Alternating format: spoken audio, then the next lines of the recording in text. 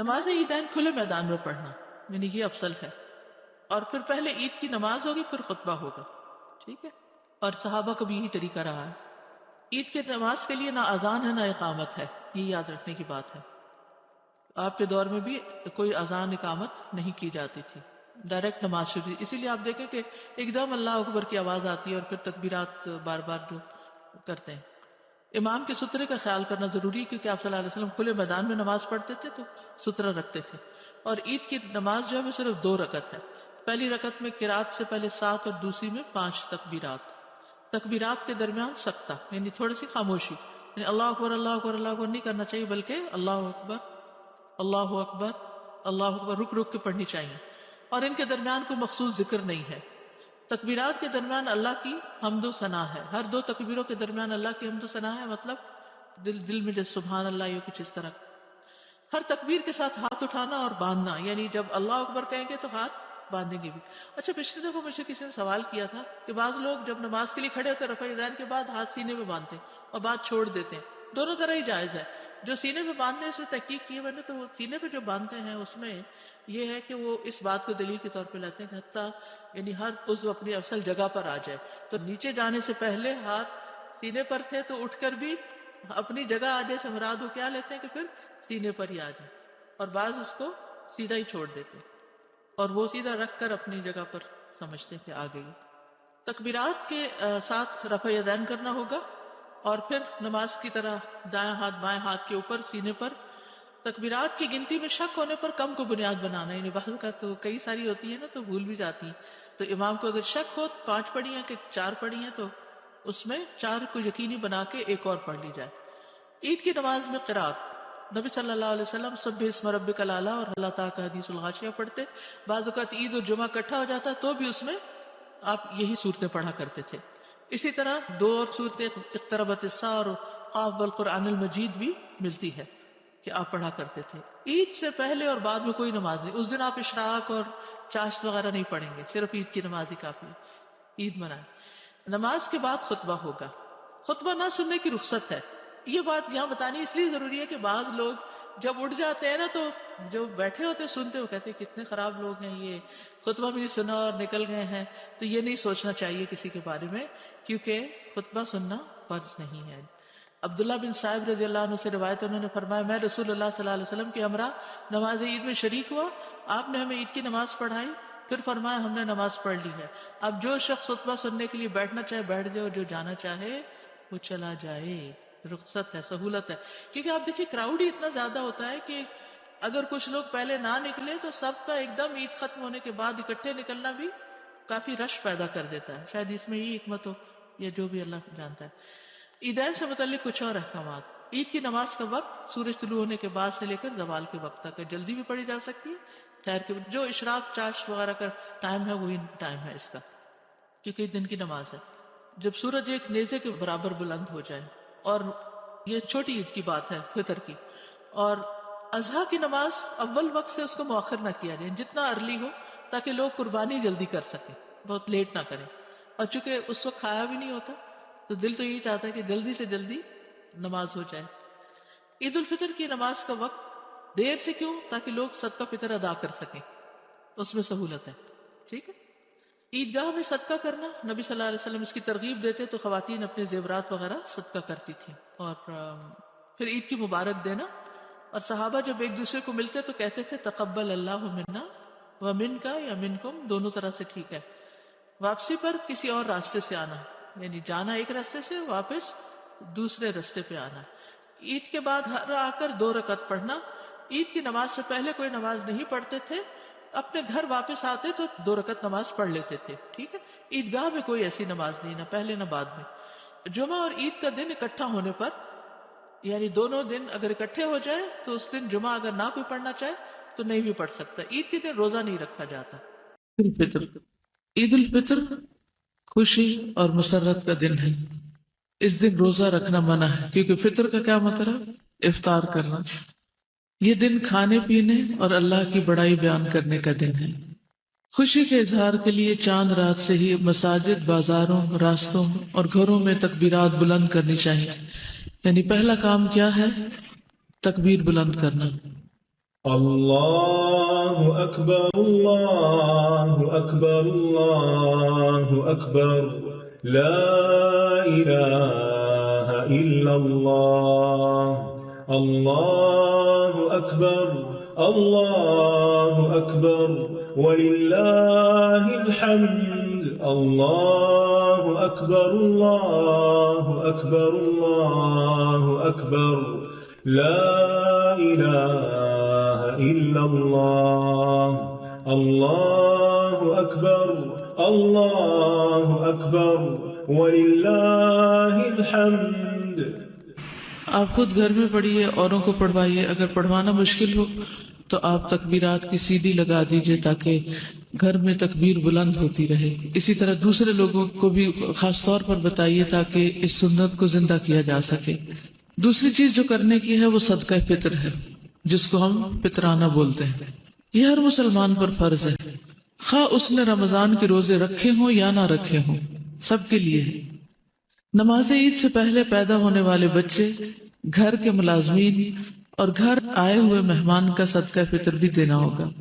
یعنی صاحب خانہ جو ہے وہ دے تو زیادہ بہتر ہے. اس کے لیے صاحب نصاب ہونا شرط نہیں کہ ایک سرٹن اماؤنٹ گولڈ کی ہو، تو پھر ویسے بھی سب کے اوپر ہے. عبداللہ بن عباس سے روایت ہے کہ رسول اللہ صلی اللہ علیہ وسلم نے صدقہ فطر کو فرض قرار دے دیا تاکہ روزہ دار کے لیے لغو اور بیہودہ اقوال اور افعال سے پاکیزگی ہو جائے. یہ ہے اس کا مقصد کہ سارا رمضان ہم نے اگر کوئی غلط بات کی ہے یا کمی بیشی ہم سے ہو گئی ہے تو اس صدقے کے ذریعے اس کا ازالہ ہو جائے. ویسے بھی صدقہ جو ہے وہ انسان کی برائیوں کو دور کرتا ہے. چنانچہ جس نے اسے نماز عید سے پہلے ادا کیا تو یہ ایسی زکوٰۃ ہے جو قبول کر لی گئی، اور جس نے اسے نماز کے بعد ادا کیا تو یہ عام صدقات میں سے ایک صدقہ ہوگا. یعنی اس کو نماز سے پہلے ادا کرنا ضروری، بلکہ ابھی سے اگر آپ لوگ تیاری شروع کر دیں تو بہتر ہے، کیونکہ ہم بالکل لاسٹ مومنٹ پہ چھوڑتے ہیں. پھر عید پڑھنے جا رہے ہوتے ہیں، پھر دیکھتے ہیں دائیں بائیں کوئی مل جائے گاڑی کا شیشہ نیچے کر کے، چاہے کوئی مستحق ہے یا نہیں، بس دینے کی کرتے ہیں تاکہ نماز سے پہلے ادا ہو جائے. عید کے روز مسواک کرنا، غسل کرنا، بہترین لباس پہننا اور خوشبو لگانا سنت ہے. نماز کے لیے جانے سے پہلے میٹھی چیز خصوصاً کھجوریں کھانا مسنون ہے. عیدگاہ جاتے ہوئے کثرت سے تکبیرات پڑھنا سنت ہے.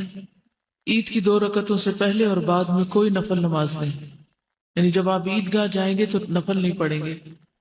نماز عید کی ادائیگی کے لیے خواتین کو بھی جانا چاہیے. ام عطیہ سے روایت ہے، فرماتی ہیں ہمیں حکم دیا گیا، یعنی نبی صلی اللہ علیہ وسلم نے، کہ ہم جوان کماری لڑکیوں اور پردہ نشین عورتوں کو بھی دونوں عیدوں کے دن نماز کے لیے لائیں، اور حکم دیا کہ حیض والیاں مسلمانوں کی نماز کی جگہ سے دور رہیں. تو اس سے یہ پتہ چلتا ہے کہ عین جہاں مصلی ہو وہاں نہیں جانا چاہیے، تھوڑا پیچھے ہٹ کر انسان بیٹھ جائے، تسبیح کرے اور خاص طور پر دعا میں شریک ہو، کیونکہ دعا میں شریک ہونے کے لیے کہا گیا. نماز عید سے واپسی پر راستہ تبدیل کرنا سنت ہے. کسی وجہ سے نماز عید نہ پا سکنے والے افراد گھر میں 2 رکعت نماز پڑھ سکتے ہیں. عید کے روز مسلمانوں کی باہم ملاقات آپس کی محبت بڑھانے کا ذریعہ ہے. عام روزمرہ زندگی میں جب ہم خوش ہوتے ہیں تو ہم اکیلے بیٹھ کے خوش نہیں ہوتے، ہم اپنی خوشی کو دوسروں کے ساتھ شیئر کرتے ہیں، اپنے پسندیدہ لوگوں سے ملتے ہیں، ان کی کمپنی میں خوش ہوتے ہیں، اپنے پیاروں کو یاد رکھتے ہیں. ہم نے رمضان میں اللہ سے محبت کرنا سیکھی. کیا اس موقع پر ہم اپنے رب کو یاد نہ کریں گے؟ کیا اس کے بغیر ہی ہماری کوئی خوشی ہو سکتی؟ ہرگز نہیں. رمضان ایک ہدایت کا موقع تھا. اختتام پر ہمیں اللہ کی بڑائی بیان کرنی ہے. اللہ اکبر، اللہ اکبر، لا الہ الا اللہ واللہ اکبر، اللہ اکبر وللہ الحمد. تکبیرات پڑھنی ہے. چاند رات سے ہی تکبیرات کا آغاز ہو جاتا ہے اور صبح نماز پڑھنے تک.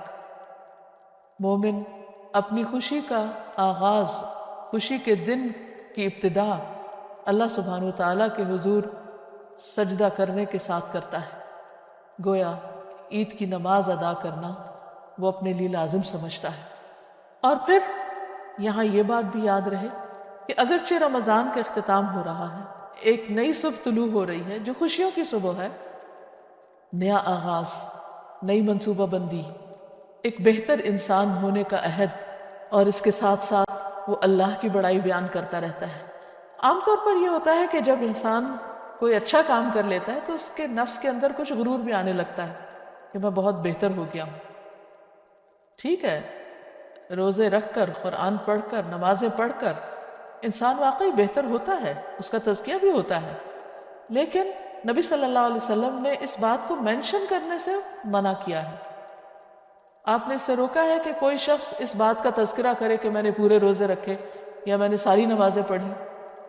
اور ہماری عام روزمرہ زندگی میں جیسے عموماً لوگ پھر بعد میں مقابلہ بازی کرنے لگتے ہیں کہ میں نے اتنے قرآن ختم کیے اور اتنا صدقہ خیرات کیا، یہ سب کچھ تو اپنے رب کے لیے تھا، ان میں سے کسی چیز کا ذکر نہیں کرنا چاہیے۔ عبادت کو جس طرح بھی ممکن ہو زیادہ سے زیادہ مخفی رکھنا چاہیے، اور جب انسان منہ سے بولنا شروع کر دیتا ہے تو وہ ایک طرح سے اس کے اندر ایک بڑائی کا احساس بھی پیدا ہونے لگتا ہے۔